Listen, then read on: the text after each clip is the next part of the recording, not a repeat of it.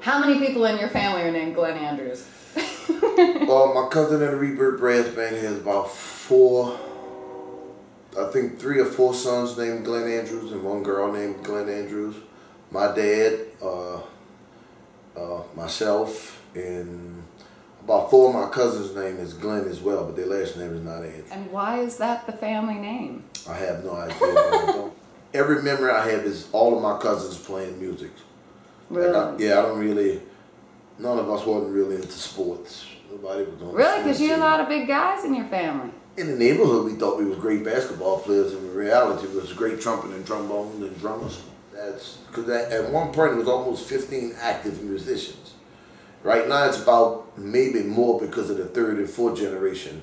Baby Boys Brass Band, New Breed Brass Band, Trombone Shorty nephews, my nephews, Glen's children. All these people are performing, and just last week one of my cousins went to Russia. Glenn Hall with the Baby Boys, he played with the New Orleans Jazz Orchestra. Glen Andrews Jr. plays with the Stooges of the TVC Brass Band. Colonel Andrews, drummer, sometimes played with the Hot 8, sometimes played with the Rebirth. Terrence Andrews, 25-year veteran, Little Rascals, Newbert, Derek Tabb, snare drummer, Rebirth. So it's on and on and on and on. It just keeps going. So it's whatever plan God had for us, I guess that was His plan. So I just took it and ran with it. You know, I never wanted to be in the military or be a carpenter, nothing. I always wanted to be a musician. Like I said, I didn't choose to be a musician. This was something I was born with. Well, and you didn't choose your city. You were born here. Right. Well, I thank God for that. That's something I'm grateful for. Here, being a great musician is so common that, like, Cosimo Matassa, who might bag your groceries down this corner, he's in the store right now. Just my music is bigger than New Orleans. Just so happens to be the place where I reside at. But I'm not satisfied until my name is big all over. For me, music is about growing. So if I don't break in America, for instance, I might break in Canada. I might break in England. Well, I have to move to England and follow my career. And then in the process, I'm spreading my music all around. So you want to reach more people? I have to. I formed to play with the Playing for Change band, and we wrote a song called A Better Place. And this is one of the first songs that I've been a part of that really reached a major audience on YouTube. And it's over 330,000 hits. So for me, that's an example of if you can do this with music and videos, you have to take that same approach and reach people from state to state, country to country, until it gets big. It's like, for me, it was a great thing. I had the opportunity to catch the great end of the brass band revival in the Treme. So watching Olympia Brass Band, Young Tuxedo, Eureka, different brass bands. On my block, my grandmother's name was Juliet Tabb, and she had a restaurant on Dumaine and Robinson, but she helped run Roots Cozy Corner on Ursuline and Robinson. And this is where I saw the Dirty Dozen and all these people start at. See, the Dirty Dozen Brass Band wasn't a rock band, and it was just a regular brass band with all the Batistas, Uncle Lionel Batiste, Miss Mary, and all these people, the Baby Dolls. Across the street is the Kendrick family. These are the people who run all the shoe shine stands in the airport. Across the street is the great Harry Nance, one of the biggest all-time drummers ever. And my Aunt Lois Andrews, which is Trombone Shorty and James' mother, had this place called The Shop. It's the place where DJ Davis lives at now. In that particular place, they was real friends with Danny Barker. So you might see anybody in there, from Red Fox to the lady who played Esther, to Lionel Hampton, to Count Basie. You might see anybody with him, and these other people, James and all these people came up right under Mr. Barker and all them, and I came up under James and them watching this. Inside the hairdresser is Fats Domino getting his hair done. Who does his hair? My aunt, Effie Andrews. Effie Andrews is the mother of Grammy Award winning Glen Andrews in the Rebirth. So that's a typical day for me. And that's one of the reasons why I loved growing up. It's like, it's nothing to walk outside and see Ernie Cato playing basketball in a suit. I saw the Humphrey brothers walking to a gig.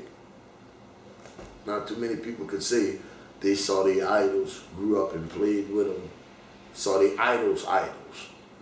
This is not the neighborhood where most kids playing basketball in the street. Everybody walking around playing second line, beating on boxes, putting an inner tube around their neck, pretending it's a tuba. But this is what we see. And this neighborhood was actually full of musicians. And everybody who already in my family is a musician. Mm-hmm. So you play Nintendo for a minute, but you go to Jackson Square and play an instrument. Right. I've seen more people who are successful in this neighborhood, and I remember when it was just a regular ash ankle person playing on the corner with me, just two poor kids playing on the corner.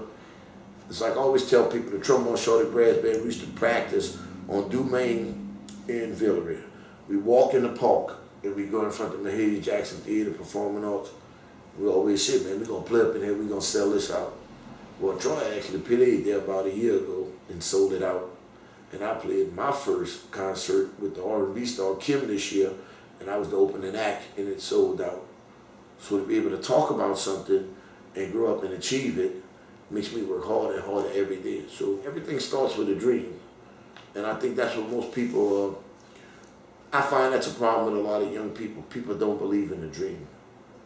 Like if you dream something, you can actually achieve it. I really believe that because I'm living proof of it. Right. It's like I knew I was going to play with Bob French. I grew up to be a member of the Tuxedo Brass Band. I knew I was going to play with the Olympia. I traveled the world from the Olympia. I knew I was going to play in the Preservation Hall. Sometimes I still play in the Preservation Hall. So you have to take the bitter with the sweet. It's my third interview today, on top of a 2-hour practice. That's what's just got to happen. And for me, ever since I saw the Olympia Brass Band in those red pants and my idol Tuba Fat, I went from watching Tuba Fat play to traveling the world with Tuba Fat. So I'm a very fortunate person. In other words, everybody don't live their dream. Right. I've been able to live my dream since I started internationally traveling at 14 years old and haven't stopped yet. Been there for 5 years at the DBA. I worked really hard to build that up. It's not about tips, it's not about the money, it's not about the CDs. It's about reaching every individual person. And that's why my shows are so intense, because I don't want you to come, pay to see me, and leave with bullshit. Only a Smoke Award winner, Drummer of the Year, Jameson Ross, ASCAP, new songwriter of the year, Barry Stevenson on bass. And the thing is, from going from just a manic show, amped up all the time, now we taking you on a ride. It's up, down, beginning, endings, arrangements, set lists, practicing, and that's where, that's just where I'm at. And that takes a lot of humbling yourself. It's my band, I'm in charge, but why surround yourself with 6th grade people if you don't want to crack into their mind? I only had one regret in life, that's not going to NOCA when I could have. I didn't go. But I'm around people who went to Florida State, Berkeley, NOCA. Outside of these great institutions they went to, they all have God-given talent. Why not use that? Those 90 minutes are my 90 minutes. There's nothing nobody can do or say because I'm in this magical world. And that's how I love it. My thing is, I'm from a lineage of great drummers, and it just wasn't my thing. I always did like to sing. I always did like to entertain. Didn't really have to be out front, but I'm an entertainer. It's just something naturally in me. And Troy gave me a horn. It was like, I'm gonna show you how to play this. I want you to play in my band. And at the time, Troy played tuba, drum, trumpet, trombone, piano, whatever. Because he always had 20, 30 instruments in his house.